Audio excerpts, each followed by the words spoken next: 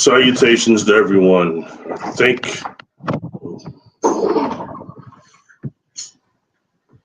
there. I think I should be able to. Can everybody hear me? Sorry, I'm running 10 minutes late, but hopefully everybody can hear me. Thumbs up. Voice live. Is it successful? Cool. Hello, everybody that's in chat. Urso, Aurora, Bigfoot Dwarf, Jonaside. Thank you all for coming. I appreciate it. I put this up yesterday, so I didn't know if anybody would show up, but it was worth a shot, definitely. So I hope everybody's doing well on this following Super Bowl Sunday. It's much less exciting this Sunday, thank God. I'm not a big football fan. Anyway, so check this out. There's a reason that I wanted to, hold on, I'm sorry, I gotta change the lighting in here.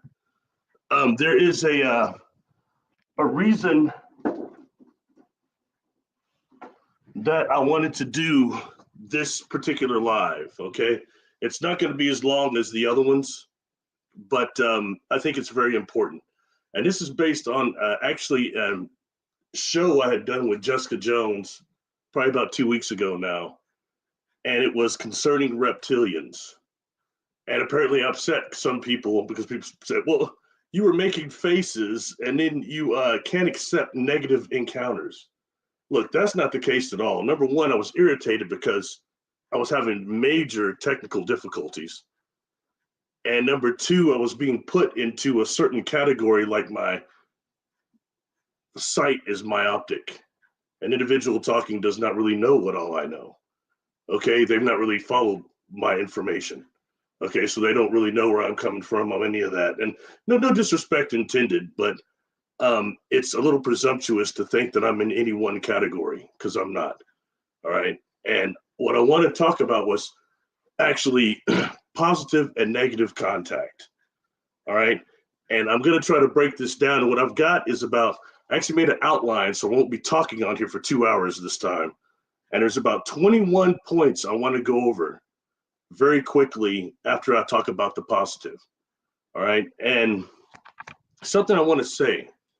It is not my place to judge other people's encounters, okay, to judge their experiences. But in these communities, the New Age community, the ufology community, you have to be very careful because you've got the people that are attracted to the communities that are straight up liars and delusional, okay? You've got others that are mentally ill. In some ways, that these fields are like moth to flame for people with mental illness, okay? And then three, and you've got just plain liars a lot of times, okay? So these are things that we need a lot of discernment when we're hearing testimony.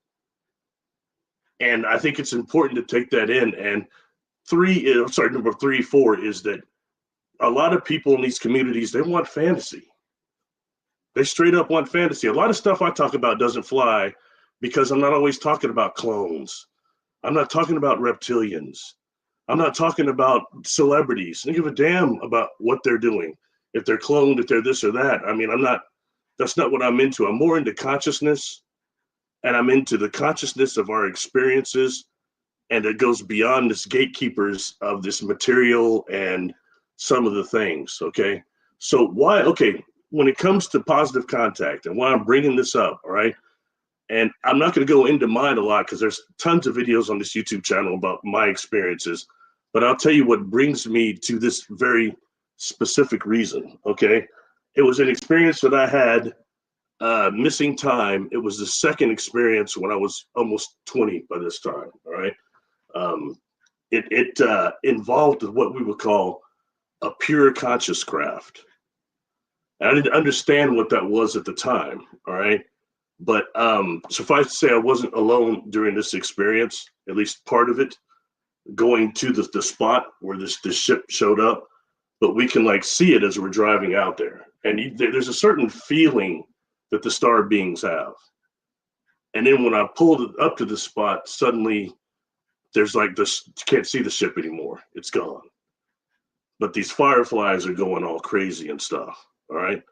And that's why I talk about a lot about how I'm convinced, excuse me, that the fireflies have a knowledge of the light ships. And then after that, this ship started materializing around us. And we talk about really a pure conscious craft. What is it when it's out of phase, and what is it when it becomes a quote unquote density that is malleable with us? Okay, there's another thing going on there. So it's also a very much a perceptual conscious event. I didn't understand that at the time when this was going on, all right? But this is going further with this. The first thing on board this craft, and it's really weird because after you just get through with it, you can remember exactly what happened, and it starts fading. On this particular craft, the first room I was in, all right, was this room. And in this room, there was a device in the back. And honestly, the thing to me looked kind of like, I always look references in science fiction. It looked like something from the original Star Trek that was called Nomad. It looked similar to that, which was like a probe that went out, and not V'ger, but this is the original series, the original 66 or so. That wasn't exactly, but it just reminded me of that. And from the ceiling came this thing. And what they're putting in my mind is synaptic helmet. Okay, so that's supposed to be me, but there's also something that was, I don't want to call it a mask, but this thing was too big for my head. Okay, and what they're giving me, they're saying that it's actually to give me a frame of reference for the contact itself, because our dimensions are off, our densities are off, and I won't even have a frame of reference for what I'm perceiving. I do know what they mean by that. So this is something then, and then they start putting in my mind that to be aware that this type of technology, virtual reality scenario technology, has been used by lower civilizations or lower beings to deceive people. And I've talked about that a lot, how you have virtual reality scenario technology, and then you also have this, excuse me, these beings that can project their actual, what you perceive through your optical nerves. Okay, they don't need the technology. So this got me kind of tripped out. Then the fact that I couldn't remember everything in detail and it slips away, it makes you paranoid. Like, was my mind wiped? Was it this? Was it that? I explained before, it's a dimensional difference, okay? That difference, that temporal difference that causes actually some of that memory loss and the speed of the vibration that they're on, okay? And number two is this, all right? I am very cognizant. Like, some people are saying, oh, he can't accept negative encounters. Well, I didn't have negative encounters, but I'm very aware of them, what they are, and how they happen. And I was somewhat obsessed with this because I mentioned before, I come from the air capital of the world, okay, where all the aircraft stuff, there's a huge Air Force base on the side of the town that I grew up in.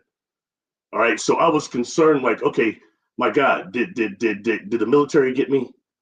Are they messing with me? Are they connected to this somehow? I didn't think so, but then becoming aware of what screen memories were, and not much longer after that, I came across the work of, I tried everything to figure out what the heck was happening to me in terms of how to isolate it, how to make it happen, how to get a better control of it. And I came across, this is what, 96, 90, 94, 95, 94, 95. I came across the work of Dr. Carla Turner. And at that time, she had a couple of books out. I think maybe it was Fringe and Masquerading Angels. And everything that happened to her was horrible. But she's the first person to talk about, outside these beings telling me this, that holographic technology and virtual reality, I call it virtual reality scenario technology, being used to deceive people. And so then I became really, really, really cautious then. So that led me into finding out what screen memories were. It led me into hypnosis, because although I had 4 encounters that averages almost 20 hours of missing time, And I went for years. I was one of those cats. I'm not like Travis Walton because these were conscious events. I could remember a whole lot of stuff.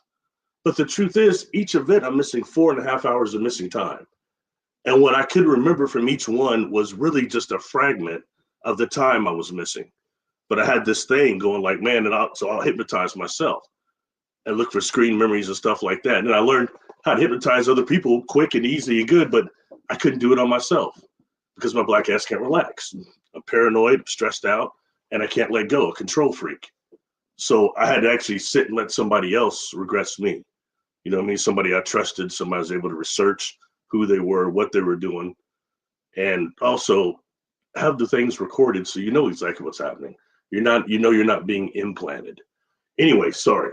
So this goes how I come about that. And what I wanted to do is I wanted to find out and make sure I myself was not suffering from screen memories.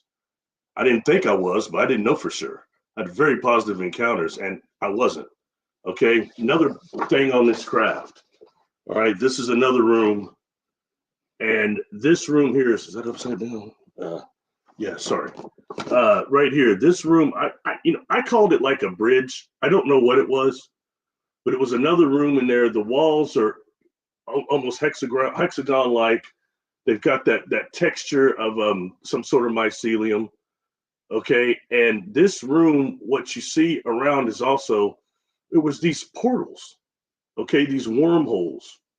They're open and closing, and I'd say they're like maybe like this big around, okay? But they're opening and closing really quick in this room, and they look like waves before they open and close, but I could see the distortion. And there's a point where this light beam jumps in front of me, and at first it looked like a kind of a pink ball, and then it started unfolding like a sunflower. My state flower started looking like that. And then it jumps into one of these portals and it comes out the other one. I mean, almost instantaneous. And I was very, very dizzy in this room.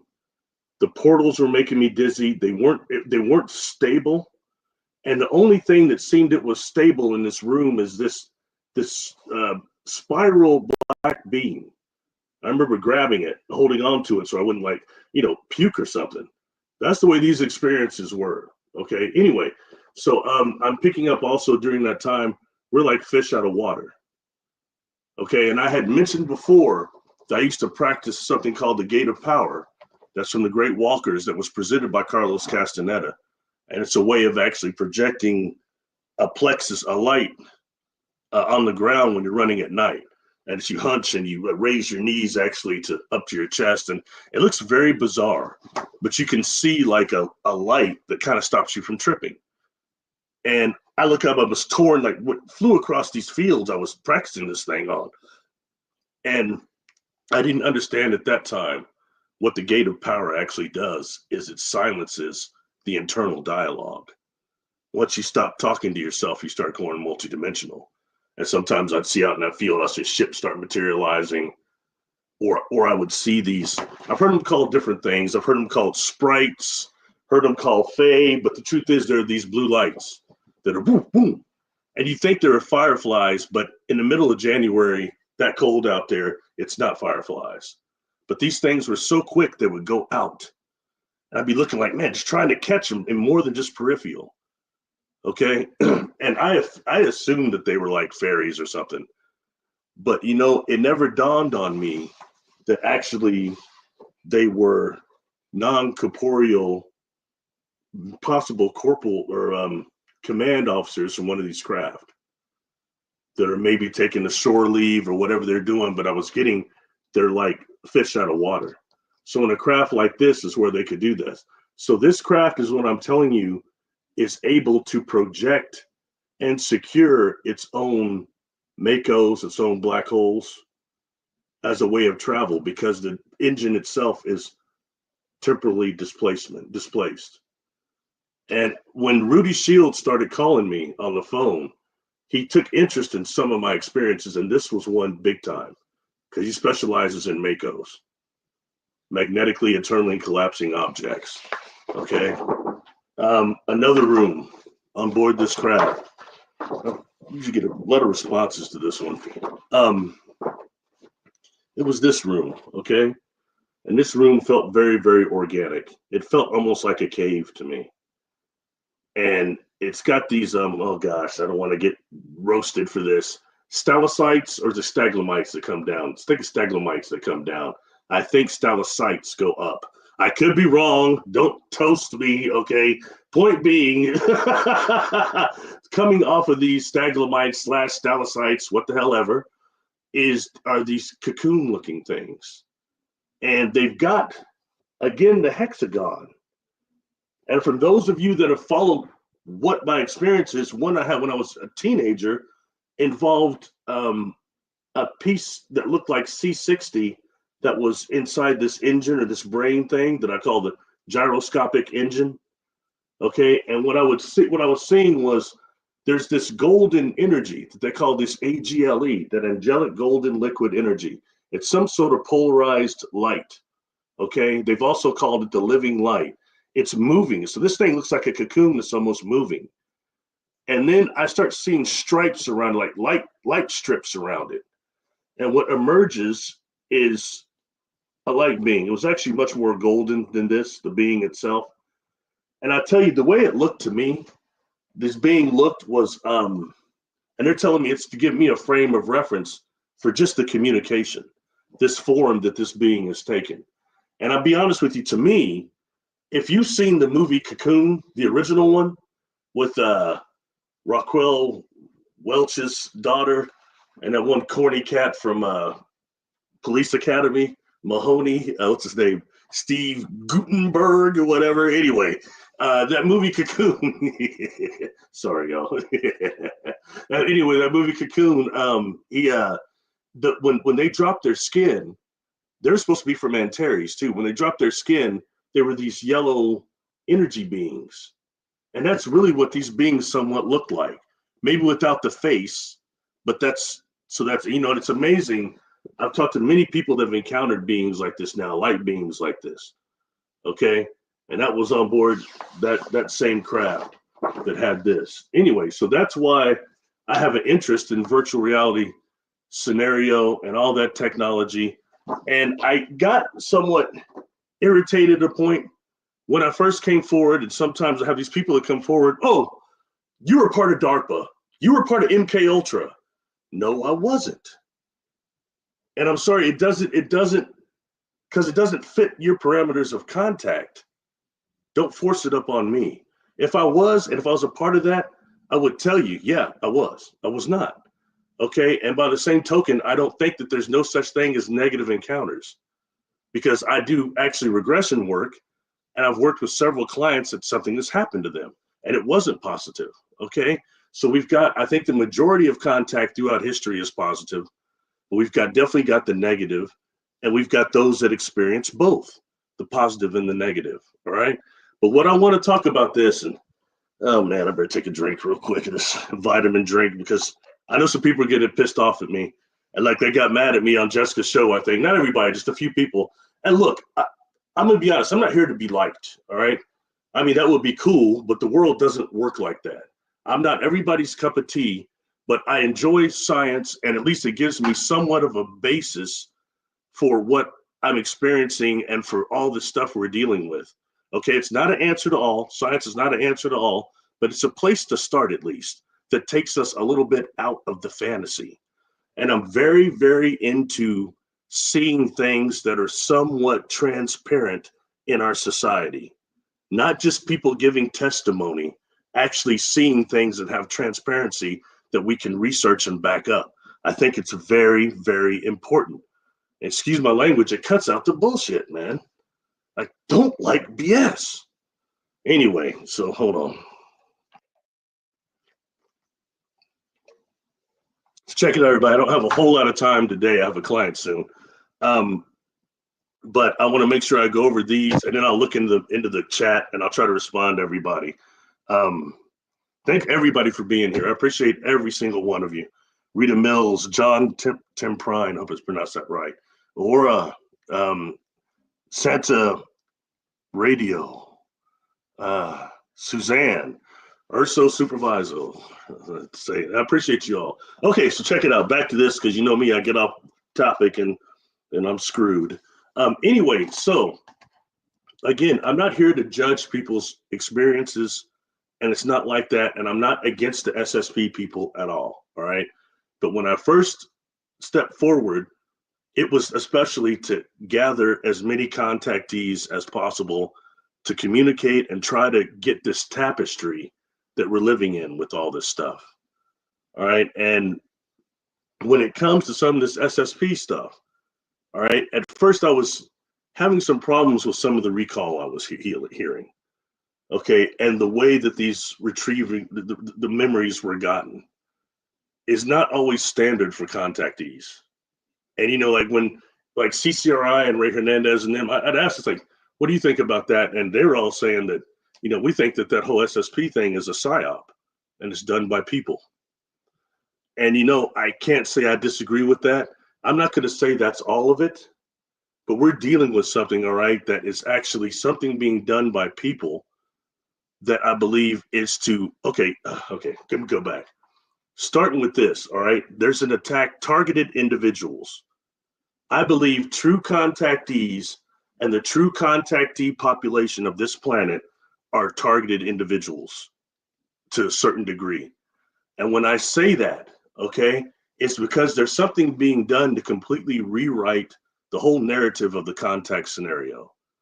But if you talk SSP to sometimes like some of the Native American guys, individuals I know, they get upset. So a couple of African cats I know too, they say, man, that's not the way contact has gone culturally for us at all. And it seems like that's just being disrespected. Okay, so these are things we have to be very, very aware of. Okay, and when I say this, the fact is, what we have transparent when it comes to these individuals, these organizations that are trying to track people. And I know that I can tell you this because I always knew it, but I've encountered this in regressions. Before someone incarnates here, they're being tracked by technology here on Earth as contactees. Now, I've talked about Artron energy, and I stole that term from Doctor Who, but that's the vibration that I get from other contactees that have been on board a craft, like one that's dealing with these black holes, these Makos, okay, you know, one way or another, or the beings on board that are when you're in their presence, in their biofield, it irradiates the cells of your body. It does something. It's a very high frequency or something. And I can detect it on other contactees a whole lot of the time. And what's weird is the people that come up to me at a conference or something and say, hey, I'm not a contactee like you, or having experiences like you.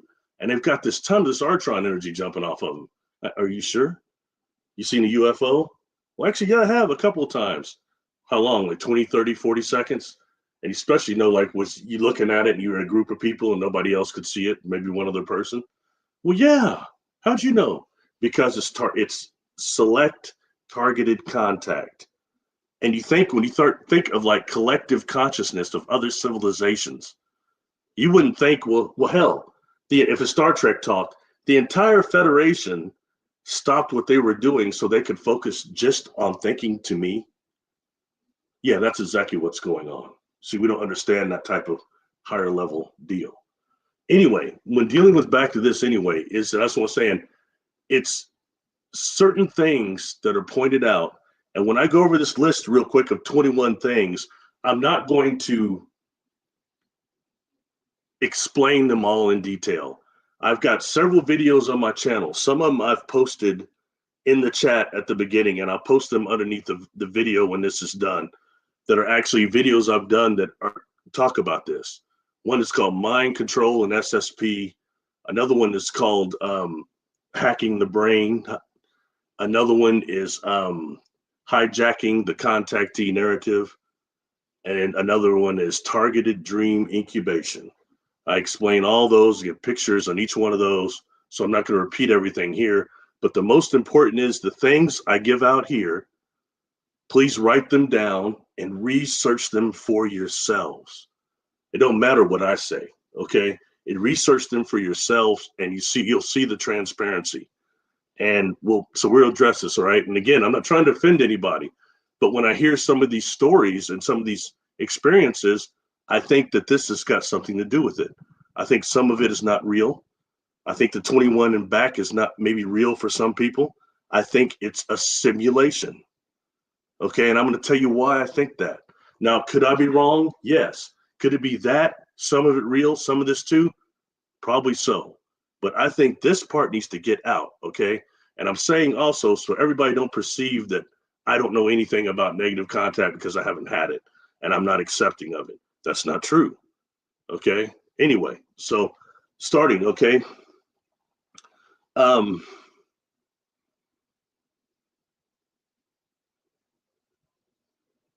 right, we've got neuroweaponry, excuse me, neuroweaponry and directed energy weapons, DEWs. I think a lot of people are familiar with that in these communities, okay? So I'm not going to waste time going over what you already know. And then you've got the microwave auditorial effect and the microwave hearing effect. And that can be used something that will induce something called the audio spotlight, which is the technology that V2K, and I hear so much about that now, voice to God, God to skull technology, voice of God technology that they're hitting people with.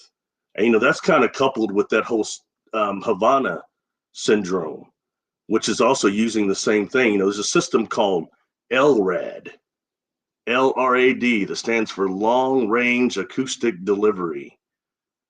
And, you know, that's a whole nother thing going on, and how they can actually, these are ways they can hack into our brains, okay, for starters. And that takes us into neuro-linguistic programming. You know, that's the same thing that they're using there. Something else throw out. Okay, you've got brain decoding software. Geez, that not just sound just terrible. You've got also artificial dreams, dream reconstruction, and engineering dreams. You know, that's what is a little bit harder to find information about, is that, and what that is, technology that actually takes dreams and turns dreams into memories, and into memories into reality. Okay. And that is hardcore, man. That is very serious. And that it's more than just influencing what we might dream about. It's actually changing our reality to a degree. Okay. And that's why, you know, so that puts it's also could be something called a brain to brain interfaces, brain to computer interfaces. And these are the more really advanced ones I'm talking about now that are just transparent. So they've been doing that probably 60 years. All right. That leads us into dream assassinations, hidden sleeper assassinations. And, you know, when you start thinking about that, I crack a lot that one of my favorite movies of all time is Dreamscape with Dennis Quaid and Max von Sydow. And what he was a psychic that was able to go into people's dreams. But what the government was doing was using these psychics as an assassination deal to assassinate ward leaders and stuff. That's what it was supposed to be. And then eventually he could do it without the technology. Now, if you really look at that movie, Max von Sydow played a doctor called Dr. Novotny. This was after he was Ming. He was Ming the Merciless first, but after that, he was Dr. Novotny. This is even after The Exorcist, too. But actually, what Novotny was doing was testing Dennis Quaid and other people for paranormal abilities. You know, that's what Ingo Swann was doing. He wasn't just remote viewing. He was also testing other psychics and other people. He talks about that in that book Penetration quite a bit. So anyway, just food for thought on that. But anyway, that's something that actually is, again, transparency that we're seeing in the movies from that's like a 1982, 83 movie. Anyway, with these interfaces, okay, this brain to brain interfaces with this technology, they're putting people into a hive mind. Okay, and in this hive mind, they're having shared experiences. And that's how so many people that are in this super soldier programs, SSP programs, they're saying what's being verified by, this was thrown at me during Jessica's show, oh, there's remote viewers that have verified it and this and that and this and that. Well, if it's a hive mind, there's going to be a whole bunch of things. I've had some people that are SSP tell me, well, it happens in an artificial world. Okay. And that's going, we're gonna keep going with this, all right? Because I'll come back to some of this because I don't want to run out of time. All right. Remember, so that's just the hive mind networks and brain-to-brain interfaces. This is stuff I urge everybody look up everything I'm saying. Okay. The next something that's RHIC, R period H period I people I period C, RHIC, which stands for Remote Hypnotic Intercerebral Control, which is also quite similar to radio hypnosis. Look that up, okay? It's using RF frequencies to control people, mind control. It's pretty serious, you know, and other frequencies, I'm sure, besides just RF. But that's something you can look up. Another one, you probably might have heard this one. It's ALICE, A period L I period C period E, and that's artificial linguistic internet computer entity. That's what ALICE is. Look that up. Okay, we hear so much about AI. I'm sorry, yo, but I get tired of the word AI. Every time we go, AI, AI, AI. It used to be CGI, now it's AI. I mean, it gets to the point I used to like posting like really cool pictures on Facebook. I don't hardly do it anymore because everybody's so worried if everything is AI. I spend half my time going to the AI bot thing I have to put in the pictures to make sure they're not AI, and then I'll post it. Well, that just kind of sucks. You lose the appreciation for the picture itself. Anyway, sorry. Okay, ALICE, the Artificial Linguistic Internet Computer Entity, is also called the Chatterbot from MIT, the Chatterbot, all right?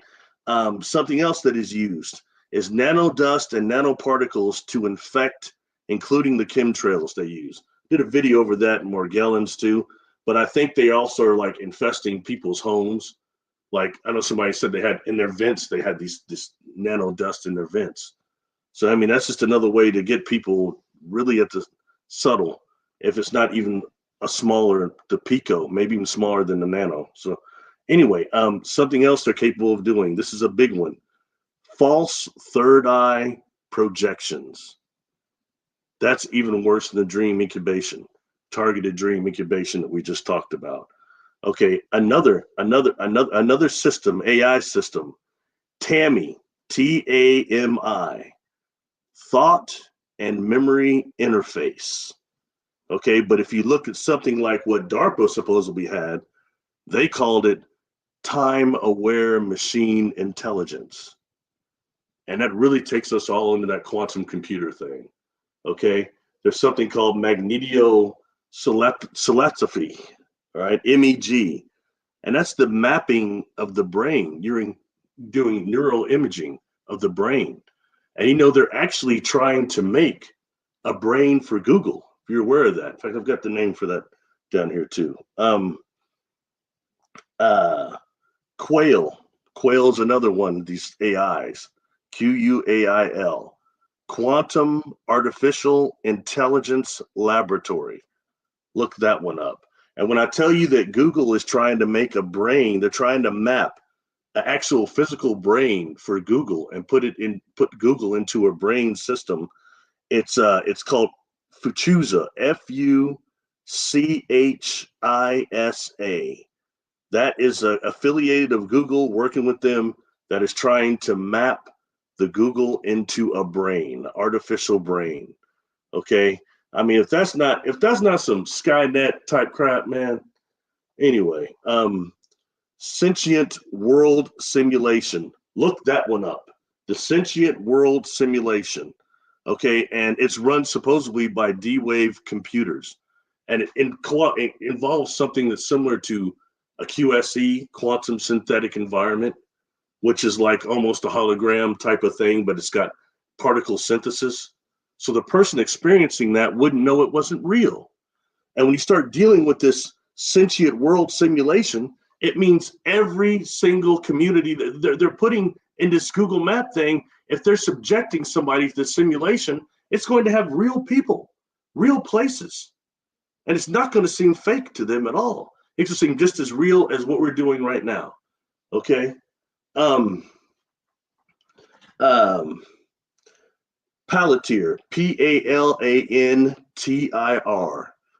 and that's remote neural monitoring and AI machine learning. Okay. Again, that company is Palantir. Okay. I mentioned targeted dream incubation earlier, and there's a company called Dormio, Dormio. Their thing is sleep refined, and that's targeted dream incubation. Okay, that's a transparent company you can look up, and I think it's also connected to that Japanese company that they're using to engineer and influence dreams also. All right. um okay, so the deals I'm saying is this, is that the contactee population has been targeted. Okay, and they're actually able to catch us before we incarnate even, and they're immediately starting to mess with, not just bloodlines, but people that have that Artron energy. And that, and that goes all the way, because like I've understood people say they were in the gifted program, and then they were taken out of that. I believe that. I don't question at all. I've had some clients that's happened to, and somebody else, Susan Manwich, those of you who know her, she came forward saying that something like that had happened to her. They took her out of school, and she's pretty much as real as they come. So by all means, I'm not doubting that, saying that's not real, but I'm saying that there's people behind it doing this. These organizations, the people come up in these regression, these cats in these black suits. And something I want to say about the voice to God technology. Look, that's just dark crap that they're using technology for now. The demon, the negative inorganic beings, have been using us, have been speaking to us and using voices since the beginning of time. Okay, all of our thoughts are not our own. I had done that video over voices based on one of the clients I saw, that a client I had in 2000. I've seen him forever. He's 38 now. And he was telling me, you help me with the voices. And I just kind of forgot. And I started thinking about all the clients I talked to that were juvenile offenders that said they heard voices. Some of them were schizophrenic, some of them weren't. And what the voices were saying. I did a video about that. And then people turned me on to Jerry Marinsky. I didn't know who he was. But that cat's bad. He goes into it way more in depth than me. But he's saying the same thing I saw, like these patterns, these voices are saying horrible things to people. And I tend to believe that, like what Castaneda calls the flyers. I've seen the flyers, which are those shadows that are not just the circular ones or the oval ones. The flyers are much bigger, and they hurl through the air if you see them with your third eye. And when they land, you can almost hear it. It's like a thump. They're very dense beings. Okay. And when, as people say they've got all these protection techniques and they're battling the dark forces, I hope you're battling one of those more shadows, one of the little ones. You don't want to battle one of those flyers. You're going to be in for the struggle of your life. And you've got ones that are much older and much stronger than them. You've got some of those demonics. I mentioned, I don't know if it's on this other live I did, but I had mentioned a book that I read back in high school. It was by the poet P.D. Ouspensky, and it's called Talks with the Devil. And they're in this book, they're like channeling this demon. The demon says it's millions of years old. And the first thing it's saying immediately, even the people that say, "Oh, there is no God," there is no God, but there is an abyss between us and the other that we cannot cross. It might even extinguish our life force to try. And then the demon was saying, and when Adam and Eve, when we try to get them at night, they'd be in a certain part of their garden and with their followers, and this pink cloud would come down and surround them and then take them away off the planet across the abyss until the next day. And they said, then the demon started saying, but we eventually got to Eve by getting her to eat meat. And then we were able to penetrate her. That's the thing said. And I've talked before how the Uranta book, another book on this channel, another video on this channel, the Uranta book, Adam and Eve and Inky. I believe the way they describe Adam and Eve, that's definitely Inky and what you're seeing in the Sumerian text. So that's on this channel. Please go to book reviews and check that out. Adam and Eve and the Uranta book. It's good. I saw the pictures and correlated with that book. So anyway, it's all about perspectives, But given it that this is very, very, very, very real in the way that they're using to control people, is I think is horrible. And so during these experiences, all right, and something else, I'll bring this up. This the acid rain experience, okay? And this is when I'm dealing with Xandar, Yandar, it sounds like Xandar, okay, one of the few beings to give me a name. Talked about us being quite a bit, but it is responding to me, insectoid, but responding to me before I can formulate the questions in my mind. And this being is when I ask where it's from, it's telling me to go like 900 million light years out beyond the space-time continuum. And so since you don't understand this coming through so strong in your mind, it comes almost immediate. You don't know what that means. So focus on the fourth and fifth planets outside of Pluto. Third and fourth. And those are jumping off bases for your solar system because we have problems with the density and the net that exists there. And this net that he's putting in my mind is like a field of energy that goes around Saturn. It's weird. Saturn looks like an antenna. Okay. Then it goes to some other ancient spots in our solar system, planets or moons. Then it goes to Mars and the dark side of our moon and a certain sacred plant or sites here. And what happens when we actually incarnate in, as the gurus, Paramahansa Yogananda was always said that, and Bhagwan said that we incarnated through the moon, the dark side of the moon. And they just think like a soul catcher. And I used to think maybe that's what Richard Hoagland was talking about, the shard back there. Okay.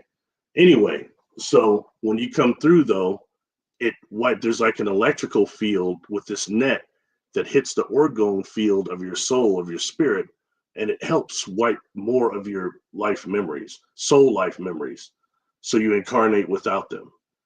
Okay, now what's crazy is when I gave the fourth and fifth planets that were called trans-Neptunian objects that are outside of Pluto, part of that other Kuiper belt out there, I gave 3 and 4, Moa, and Monume, and the other one. I can't remember the name.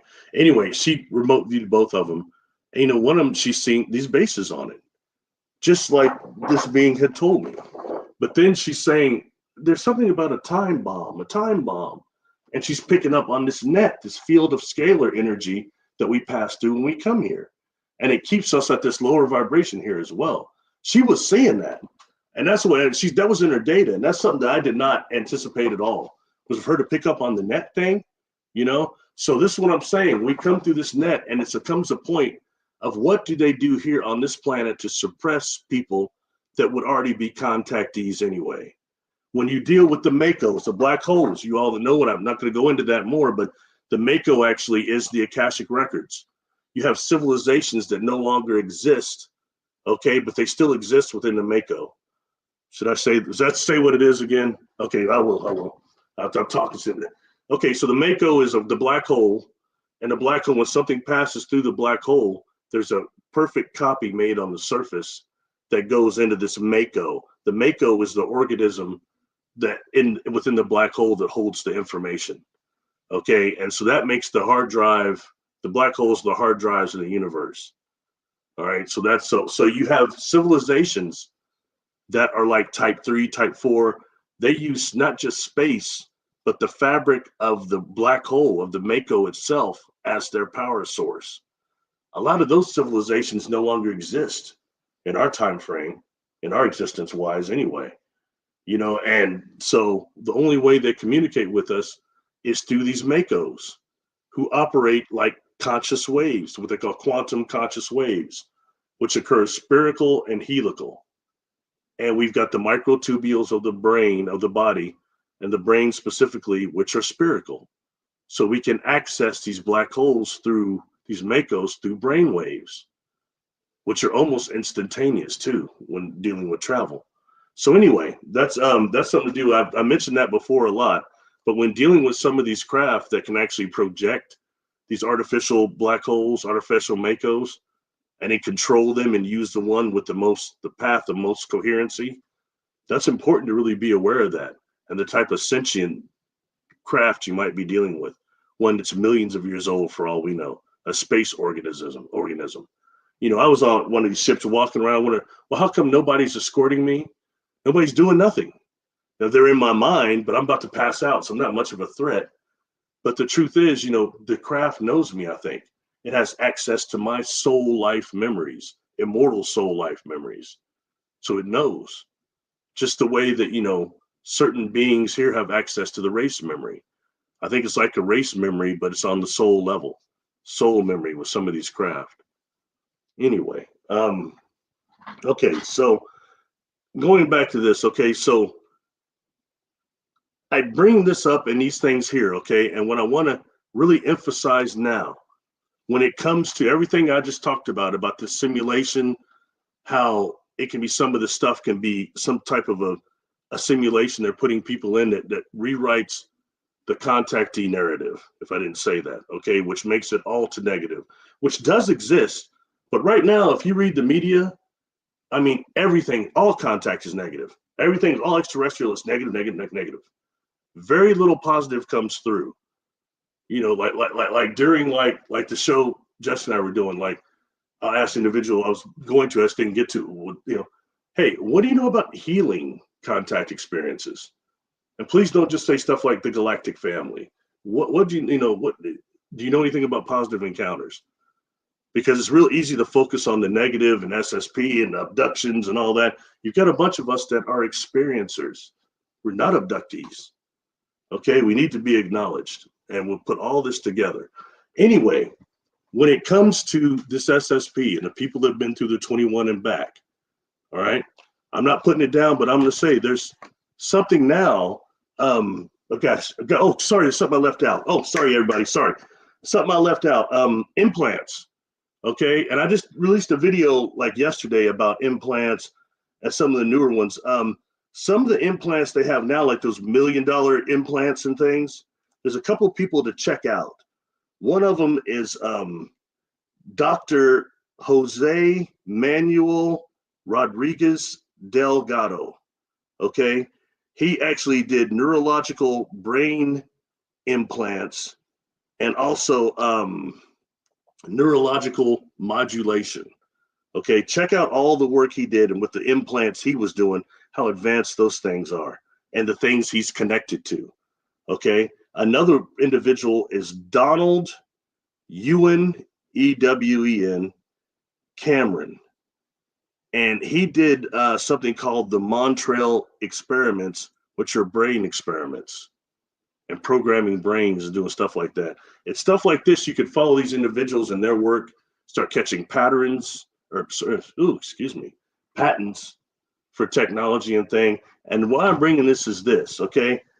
For those of you that are familiar with Desiree Foley and also Ben Chastain, got a lot of respect for Ben. Ben, when I had the really bad experience in Australia, and Ben was one of the few people that was the only person who was affiliated with that came and talked to me after and gave a damn at another point. So I got a lot of respect for him when all those other people didn't. Not that they owe me anything, but such a thing as being a decent human being. I know if somebody I know just about died that I interviewed with, done dinner with, whatever, I'd at least send a private message. Hey, you doing okay? Those people don't care at all, but they're love and light. Okay, whatever. Anyway, Ben is super cool, and Desiree, they founded something that is called Mind Nexus. Okay, and what they're doing with Mind Nexus, I put it. In fact, let me put it up again so everybody will see it. Sorry. I'll tell you why I'm bringing this up. I think it's very, very important.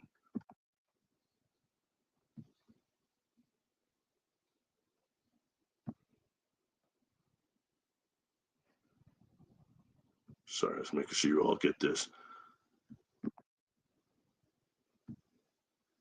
There it is. Okay. That's Mind Nexus. And what they're doing, please check out the website. They go to services and check out services.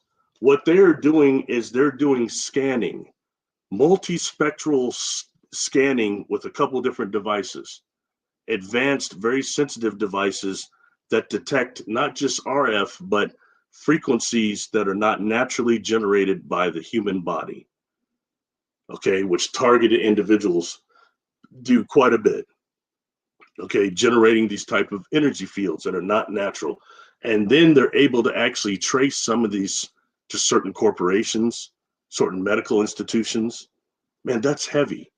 It costs $500 to get like a scan over the weekend. They do these clinics, these RF clinics, and it's $1,000 if you want to get scanned and have like individual console or something much more extensive. So when you go to that website, check out services and then check out the whole scanning thing they're doing. And here's what I'm saying, all right? So people can say whatever about me. I might even get it done myself one day, even though I'm not SSP. That's not my deal.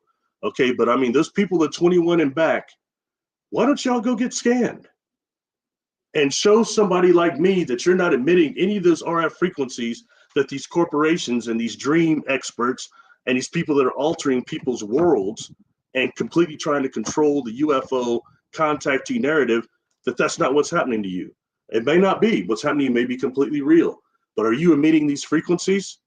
Go get scanned. Find out. Educate somebody like me. And this scanning is able to pick up those new implants. Somebody had posted on one of the videos I did about implants. I see some more Gellen's video I did probably a couple of years ago, but it was they're saying, well, we understand that it's only the older implants that could be found, the new ones can't, and they were referring to the ones that Dr. Lear found, which were quite impressive. Carbon nanotubes within something microscopic that's enough carbon nanotubes to go 2-3 miles. That's intense engineering right there. Okay. So I believe, I've said during the video, the implant video, I believe also some of that is used to subject people to succumb to virtual reality scenario technology easier, okay, for them to be tracked easier, and probably with a host of other things too. They're emitting real frequency, these implants, but that's a way to detect them. The system they got will detect them. Okay, so that's just somebody that's doing this work. I'm throwing it out there so everybody knows that will back up some of these things I'm saying. And the people that are making some of these claims of 21 and back, go get scanned. Check it out. Let us know. What are you emitting? So is this stuff that the government did to you? Is it stuff extraterrestrials did? But right now, a lot of this is pointing to these people that I've talked about here. Okay? And we just have to isolate that and some of the fantasy and thing that might go with that, because if it's this sentient world simulation, everything those people are saying is going to seem real. Okay, I've had clients, and there's a theme that goes this saying, well, there's another me that's this super soldier. There's another me that's doing all this stuff. See, that again, there you're dealing with almost that quantum hologram type of a thing, and that programming, that neuro-linguistic programming. It's real serious.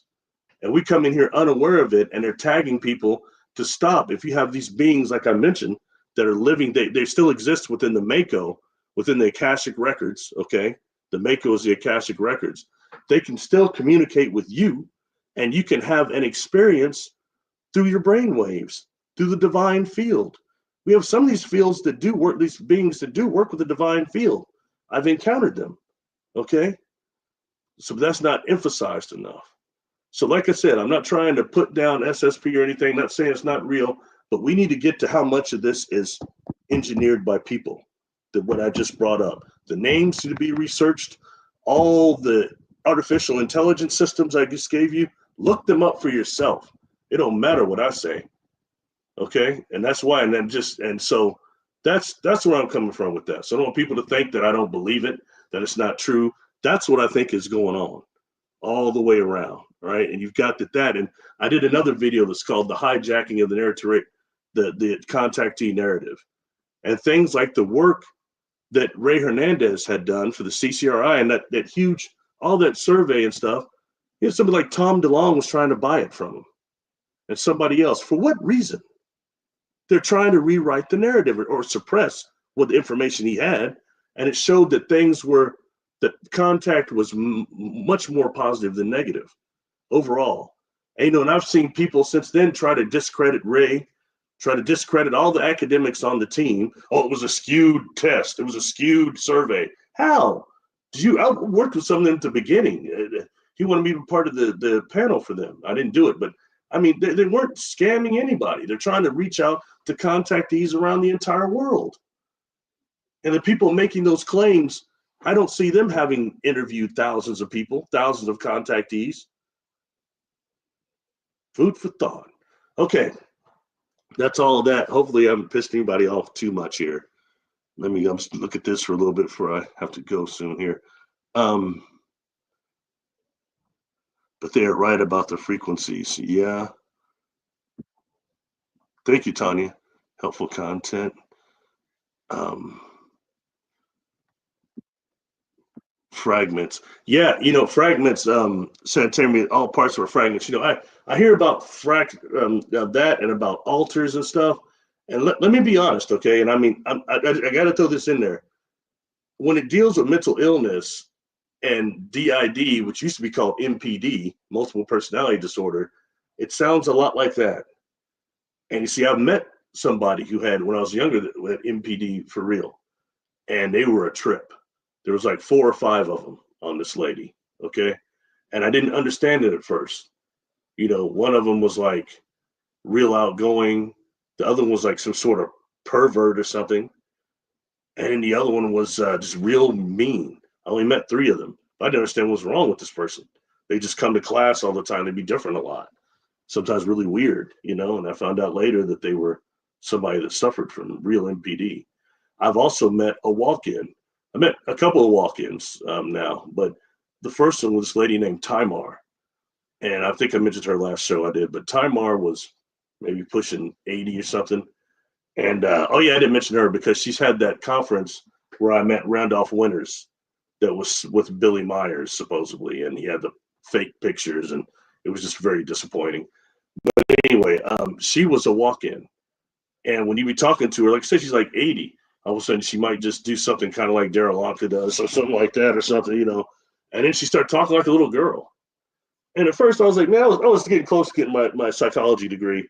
I was like, man, this is some Sybil, man. This woman is got, she's Sybil, Sally Field, older Sally Field. But then the walk-in started telling things about my contact experiences that I never told anybody. And the walk-in was saying, I know because I'm from the light ships that are out there, such and such, such and such.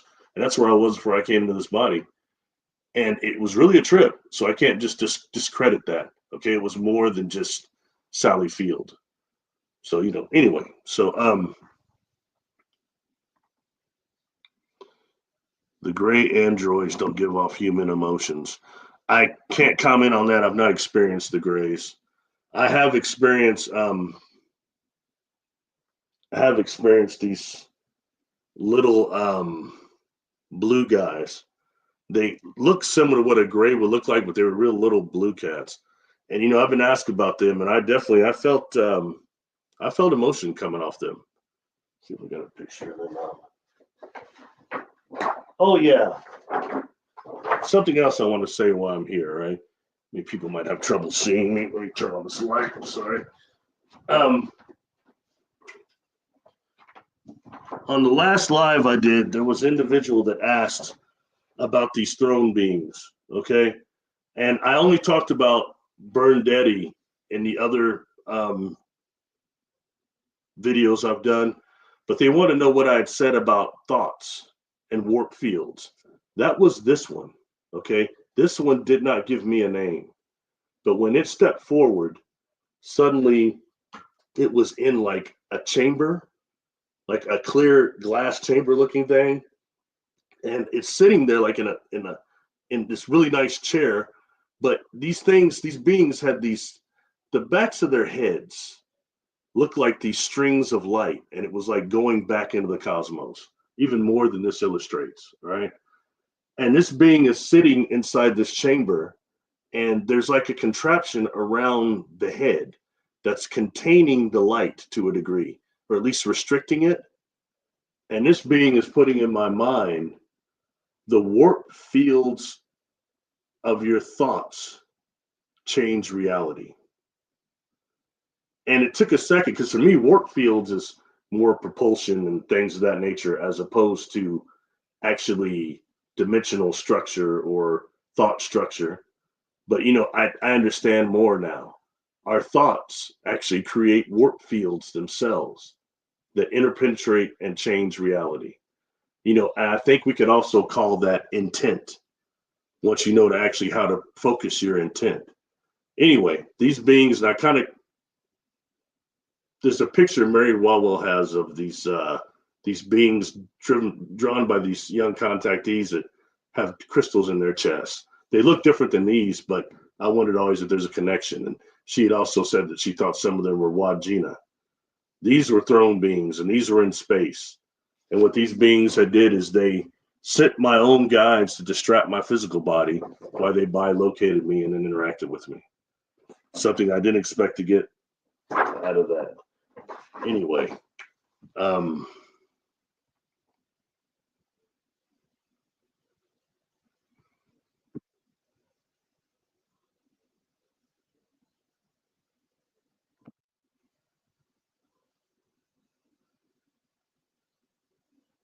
see you later, Victor. Take care. Thanks for coming.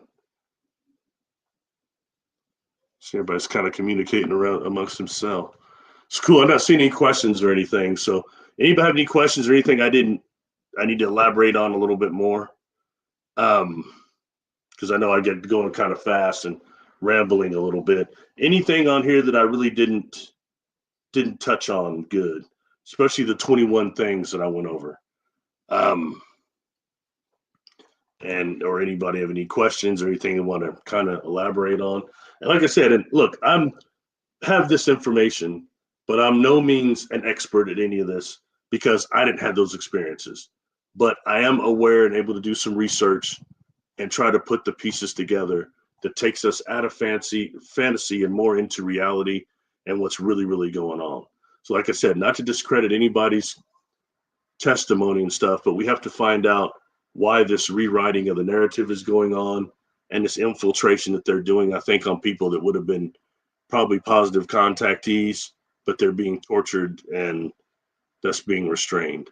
And I've had clients that have been through that. It's often people just like what you hear. They're not in the military, but their parents were or their grandparents, and it follows them down. They're still getting messed with, and apparently they know before we incarnate. It seems like they can't really mess with the people until they actually come through the birthing process here, but they can track them before they get here. That I've kind of, I thought so, but then when you start hearing stuff like that during regressions, it's a trip. Or one of the regressions I had done, they took the individual out of class several times. They tested like probably 30 of the kids in the school, but 4 of them were special and got to go to the Air Force Base. And then that's when they start using screen memories. They're exposing these children to time technology and trying to give them certain drugs that would stop them from being hurt by the time fields they're being exposed to.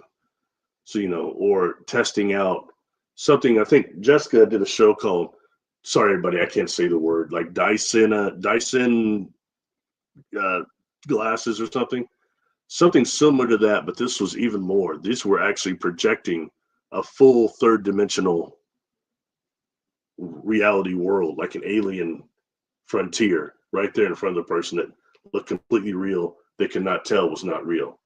Okay. So that again is that type of simulation, virtual reality scenario technology. So cool. Well, cool. I'll tell you what, anything else, anybody? Let's make sure I got everything I want to talk about here. I think that's everything. So this is just for, so people don't get an idea, don't think that I'm against SSP or think that I don't believe any of it or I can't accept that they have negative encounters. It's not that. But I have a question of how much of this is human engineered, back engineered technology, stuff they've been using on people for a long time to stop the other part of the contact scenario to come through. Because look, the beings I've dealt with, if they were warlike, we wouldn't be here anymore. But by the same token, like when I gave Jessica Jones the Trappist 1 to remote view, she saw slavery, and she knew what it was. She thought she's looking at something on Earth. But that shows things like William Tompkins say, and some of the SSP people say that there's a big problem with slavery in this galaxy, especially, and parts of it. And I think that's why it is that we're coming out of the Star Wars type of deal, and we're going more into a Star Trek, more of a federation, and more where there's some type of laws that are helping some things. You know, it may not be perfect out there, but we've got a little bit of both coming here, and a little bit of both that are interacting with us, and so many different factions, so many different alliances, so many different federations. You know, so anyway. Well, I appreciate everybody here. I'll go down to the end here. Hopefully I got everybody. Hey, Jessica, thanks for coming. I just saw you on there. Feisty Kitty. We can't see it, Barry. Which one are you talking about? Which picture? I'll show it again if you tell me which one it is.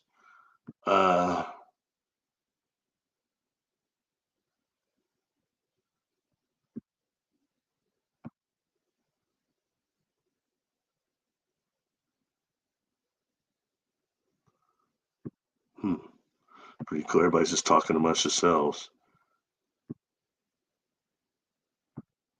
Wow, sorry. Duchess of Wisdom. Greetings. Thank you for coming. I believe I belong to the Arcturians, perhaps. You know, one problem I had is that all these groups I hear about, the Pleiadians, the Arcturians, the Syrians, none of these beings I dealt with were coming from any of those places. You know, they're telling me things that are outside of this local close. Just like it's like the Milky Way is like our local neighborhood. These beings are coming from some galaxies billions of years out and things to where places where I think that maybe they just exist as thought forms.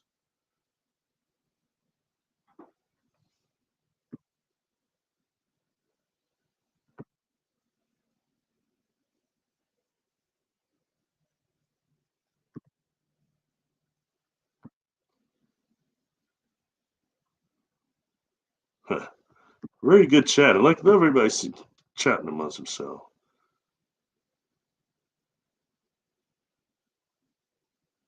Imagination is more important than knowledge. Can't say I agree with that, but to each their own. Let's see. Marsha Oak, thank you for coming. Appreciate you. MPW 333, thank you for being here.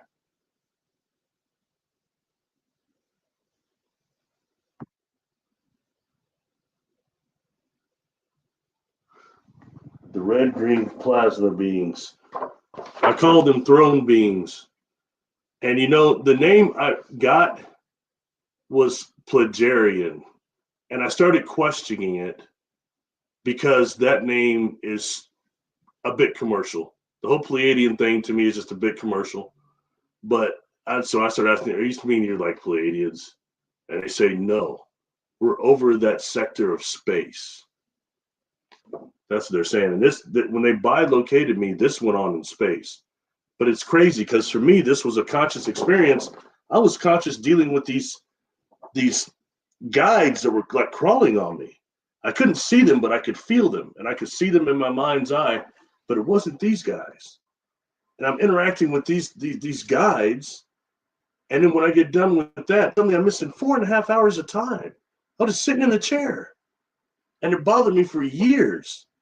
You know what I mean? And I could see kind of see them, but it was behind the beings, my own guides, that were distracting my physical body. That's what they did. They sent my physical guides of some type to divert my physical body, and then they bilocated my energy dream body to where they were. So yeah, I call them throne beings because they're like on these columns of light. It's like they were standing on these columns of light.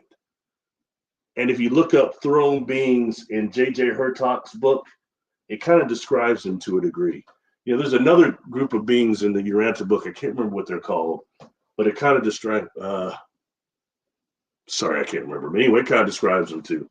So that's what these beings were, and I think that the crystals inside their chest and their color is representative of the soul groups, which occurs a lot like our color spectrum, Roy G. Biv, red, orange, yellow, green, you know, and you got as your reds are like your more, I don't want to say younger, maybe less experienced souls. That's where you've got, your violet and are like the most advanced. And you've got some that will stop and, or go all the way through and then go back and choose the nano spectrum that they're most comfortable with. Like for me, I'm Blue Soul Group. I think I've been through them all, but I'm Blue Soul Group. I couldn't understand when I was younger why a lot of times the beings I'm seeing are blue. The blue flashes, the blue lights, I didn't understand. You know what I mean? But I do now more. Anyway, hopefully that helps.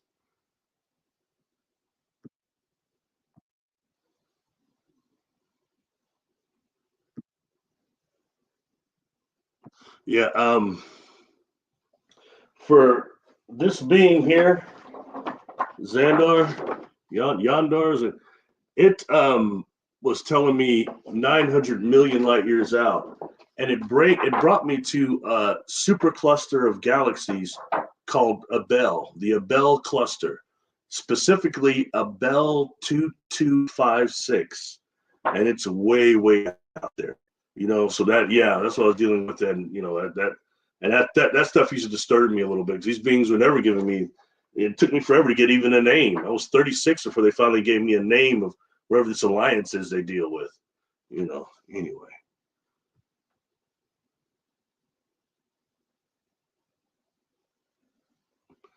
One important factor has been increase in sightings of UFO that are now called named UAP. Yeah, I think they get a little far out on that. I always still use UFO, but UAP, and supposedly I'm hearing the classification now that UAP is supposedly always man-made objects. That's where UFO most likely is not. So, um,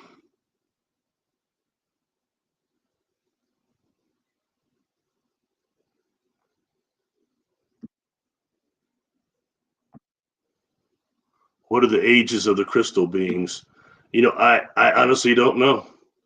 Being that they're mostly non-corporeal, I really don't know. But if you look up throne beings in this one, The Keys of Enoch by J.J. Hertog, look up in the index throne beings and throne energies. Might be able to get something from it there.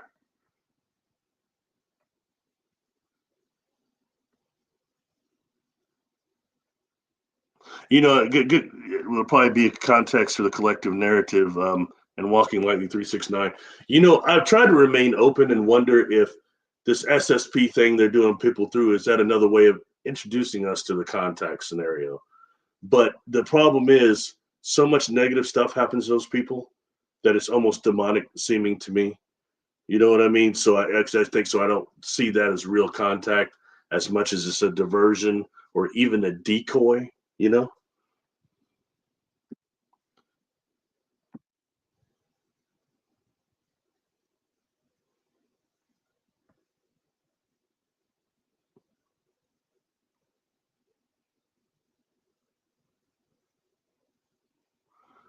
Question: do you think that your sessions can detect these technologies?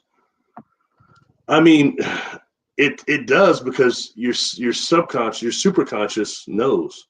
It knows everything it's been exposed to, and that can't be hidden.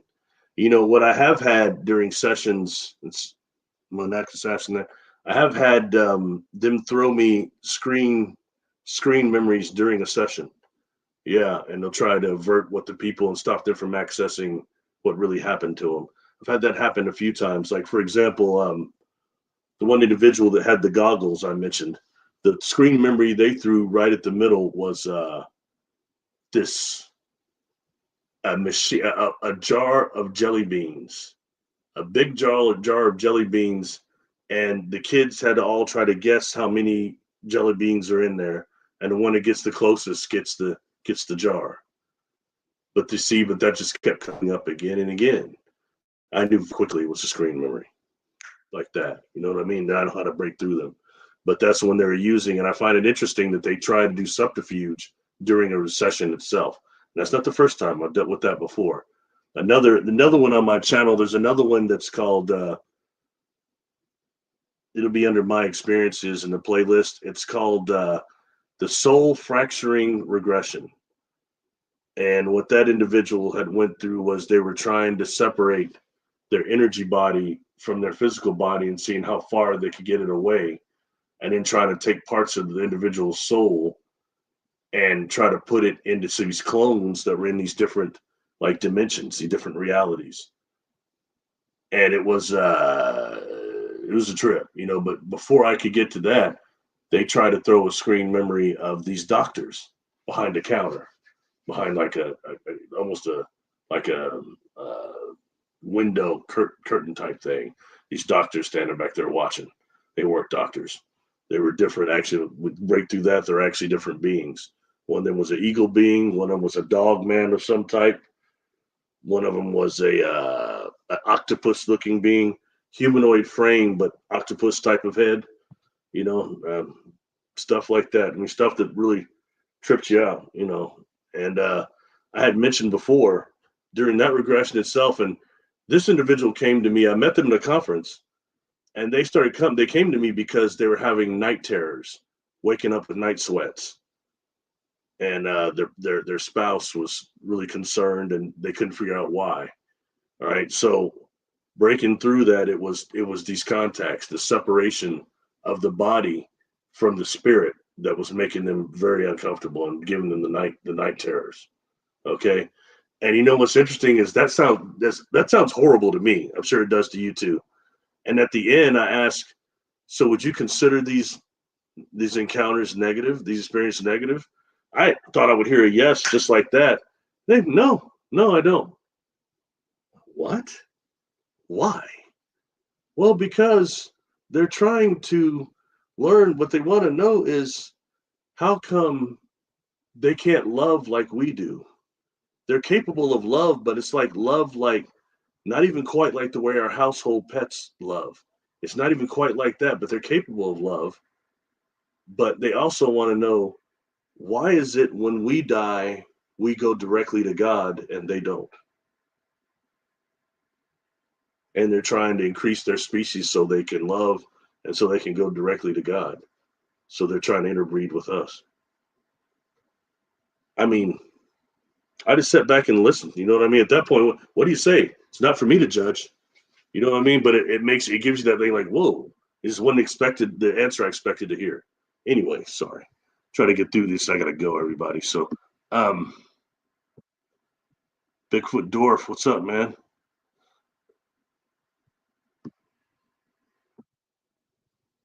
Telepathy. Yeah, telepathy. Telethought. I almost used the word telethought because some of these beings they use telepathy, there's not English words that come through, as opposed there'll be like telethought pictures with large amounts of emotion that helps you to interpret what it is. Now, I have heard words though before, one of them being whatever that thing out at the Asadi Ranch was, that Sasquatch thing or whatever, that thing, the mind speak, that came through in straight up English. That's what I was tripping on, in English, man. So it's good to know. Oh, Sasquatch can do more than just samurai chatter, I guess, telepathic wise.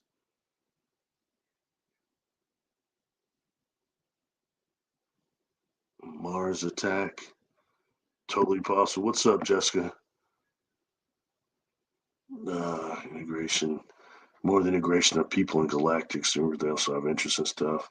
We have like regular stuff and the emergent, but so I don't know exactly what you're talking about on that one, but it sounds really interesting though.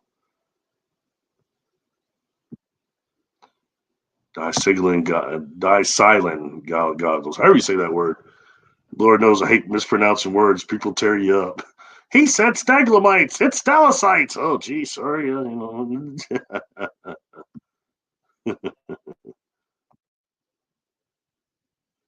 Barry, what type of meditation do you practice? Pranayama.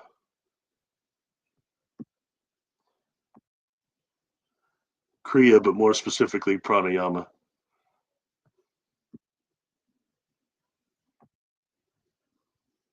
I also enjoy learning how to cut off the internal dialogue, which means stop talking to yourself. So much of our energy goes to talking to ourselves, and sometimes those words aren't even our own. Our thoughts aren't even our own sometimes. But once you don't talk to yourself and can still yourself, it gives you the ability to really access your multidimensional self and also how to project your intent of will, which is important too. So, sorry, I got about 2 more minutes. I got to wrap up, everybody. I thank you, everybody, for coming. Thank you for being here too, Jessica. I'm getting better, Jessica. I got on here this time with only about 3 minutes worth of screw ups, but I got it. Cool. Wow. I'm sorry. I didn't know it was that far down, everybody. The Lilius native oracle. Those look like the new beings visiting me. I thought they were my ancestors. Do you mean the throne beings? Yeah, AJ's thrones are raking angels in the Bible. That's correct. You know, also, when I had died, I don't have time to get that picture. I'm sorry. When I died, I experienced these angelics. Even that doesn't hardly describe them, but they were non-corporeal. They were these strings of light. And the Uranta book calls these beings, I believe, Supernaphim, Naphim. And they're a type of archangel that is different than what we're associating with, but that same level of strength, light, and power and duty of some type. That's what these things were. And I'm telling you that I think it says a lot. I know they were toning down their light so I could survive, or so I could actually perceive them, or otherwise I think it probably would have killed me, to be honest. Regal is the only way I can describe them. And I'm convinced, look, I took 4 catastrophic traumatic brain injuries in my car accident. I mean, I got jacked hard. All right. And right now, the fact that you see me cognizant or whatever you're seeing is a result of them. I'm sure that we're channeling healing energy from not just the creator, but also from the people that 100 people came by my ICU room. They were just stopping there, gaping at me through the window, or stopping and actually praying for me. You know what I mean? People don't do that a lot. They say, "Oh, I'm praying," but they don't really do it, That's just a cliche. But some people really did that, and I'm sure that these Supernaphim channeled enough of that healing energy to where you're seeing what you see now.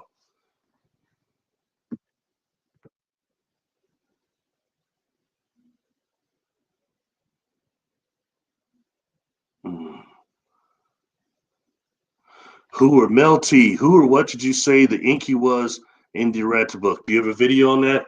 Mel T, yes, I do. I'm almost caught up. Yeah, it's on. If you go to the playlist of the channel here, go to the book reviews, and the name of that video is Adam and Eve, Inky, and the Uranta book. I've done several videos on that playlist over the Uranta book, but that one is Adam and Eve. And on that one, definitely pay very close attention to the pictures that are shown at the beginning and the end of the video. And it goes right along with what's said in that book. And the Sumerian tablets illustrated what this book says Adam and Eve were. The Uranta book calls Adam and Eve. Oh no, damn it! Sorry.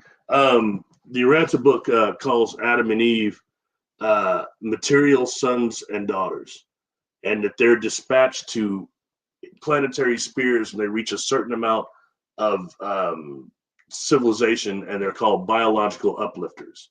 The material sons and daughters that are biological uplifters. They go to the planet and then they biological uplift with the celestial DNA.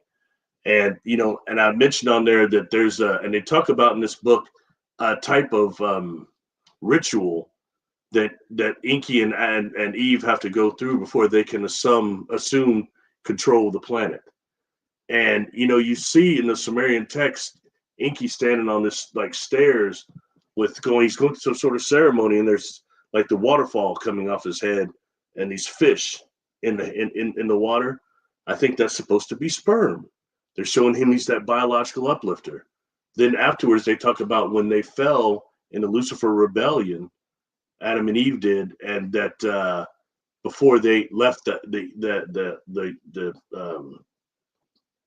garden and everything, they actually brought, they give an exact number of women that were brought to Adam/Inky so he could reproduce with that Adamic blood plasm with him before it was completely depleted.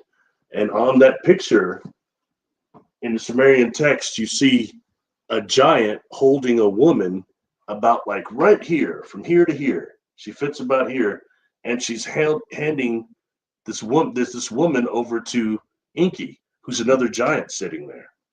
Okay, and then in the back of that, you've got another giant on its knees, looks like pulling this levers on this big test tubes. Look at big test tubes.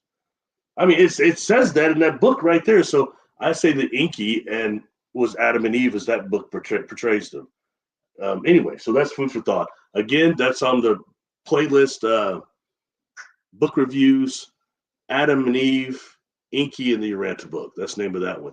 You might also find Quebec Tempe and the Uranta book interesting also. That's a good video too. I think that's everybody. God, I appreciate everybody being here.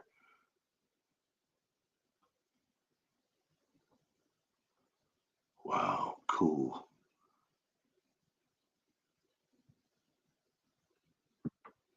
Any of the beings have aura around them you could see?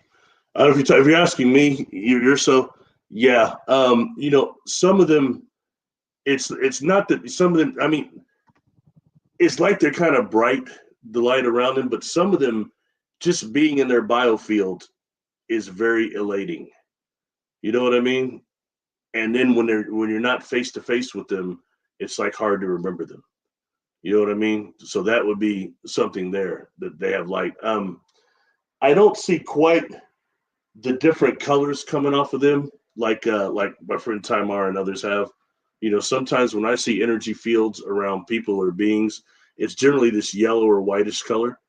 You know, I did a video on my channel called Psychically Blind, because sometimes I think I'm not seeing psychically because I'm not seeing the big purple and the yellows and all the stuff you see in like the Geneva Paulson chakra book.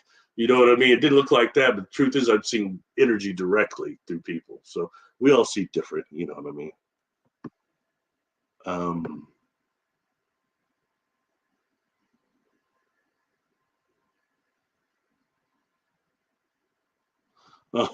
Our friend visited me a couple of weeks ago in my dream. She said she remembered me. We used to have a good key, Barry. You, me, and Flurburn. Oh, Flurburn. No. She said I'm Dark Cabal, based on the fact that I made a video some time ago called Bad Advice. Okay, and this bad advice was criticizing people that were telling people to not go into the light. It's a reincarnation cycle. That is some bullshit information because it makes people like me have a lot more work, a lot more earth trapped spirits. That makes earthbound spirits. And I'll be honest, I made that video. I did not know she was one of the people saying that. Her and I were good friends. I had no idea. But she never spoke to me again, did a bunch of crooked stuff behind my back. Okay. You know what I mean? That's the way that works. You know, that's why. So she's never probably said anything, but she did a video that people sent to me. She named me with David Icke as Black Cabal, Dark Cabal. Okay, man. Geez, I've been about everything now, man. She used to say I was a clone. I was a clone. Now, my brothers got such a laugh out of that when she said they said a clone. Tell everybody you're the same weird asshole you've been from the beginning. There's no doubt about that. Gee, thanks, bros. I appreciate that. My brothers keep it real though. Anyway, sorry. But maybe you're somebody I met. If you're somebody I met at her 2 conferences, I spoke at both her conferences. If you're one of those people, those were nice conferences. And I'm sure we had a good conversation. There were really special people at both those conferences. So.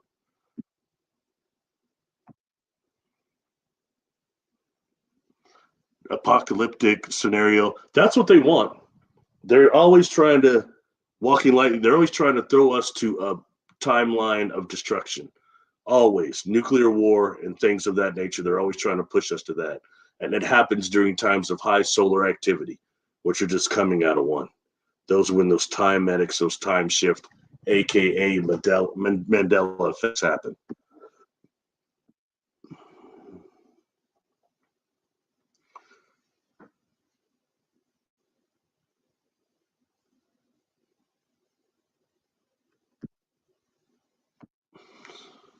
Octopus are incredible beings.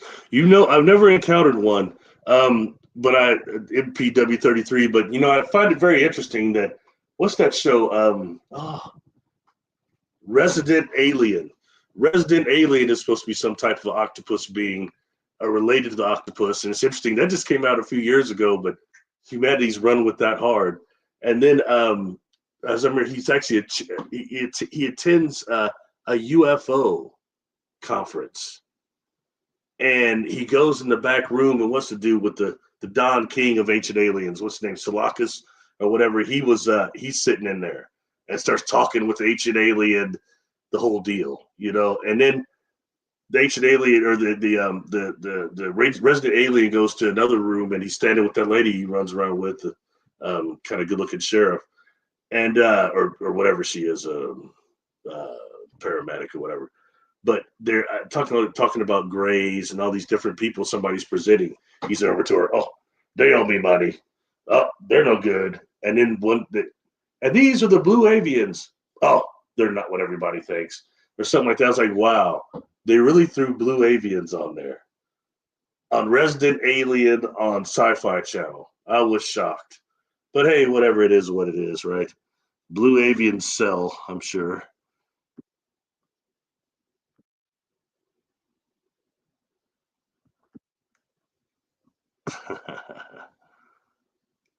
Cool. Man, very cool. Well, thank everybody so much. I'm at 5:28 here. One thing I want to say before I leave. I had I just had to kind of just make sure that my energy was good and kind of just lay off sessions for a little bit. So I took about 2 months off. I do some other things too I had to really focus on. But I've started seeing people again. It's just a few days ago, but I am still behind on emails. I found more that I never responded to. So if you're one of those people, I will respond back. I'll try to get everybody tonight when I get done with this client. Those that are left, and it's like 10 more people.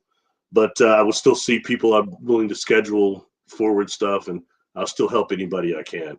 I started doing so many of them, I got kind of tripped out. I was taking on a lot. I had to make sure I cleaned my energy field and regenerated a little bit. And, you know, the holidays are always weird doing work, and some of that work during that anyway. So I'm back, though. I don't want everybody to think that, oh, he just doesn't do it anymore. He won't respond. It's not that, but I got so far behind.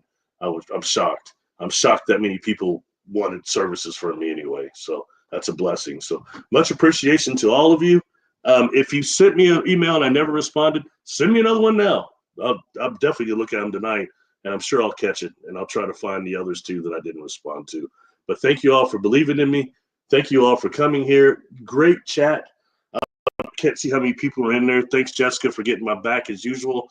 And yeah, sorry for blowing your other show with all the technical problems. That was horrible.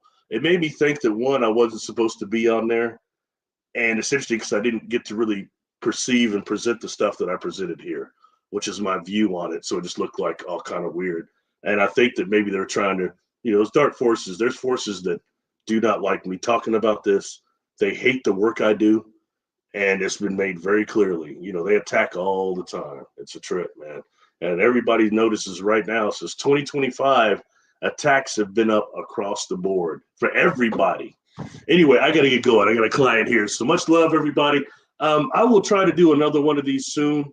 There's something else I want to talk about that's not as quite as heavy as this. Okay. And hopefully won't piss people off like this may have. Like I said, I'm not trying to discredit anybody or judge people's experiences, but this stuff needs to be looked up. And the people that have had 21 and back, are they emitting frequencies that this company, Mind Nexus, can trace back to some corporations and to medical places, and, you know, and some of the names I just given, some of this artificial intelligence, these frequencies that are not natural to the human body. I think that's worth finding out. And if you are admitting those, doesn't mean still what you're saying didn't happen, but it just shows other ways you might be being influenced. And knowledge is power in that way, okay? Peace!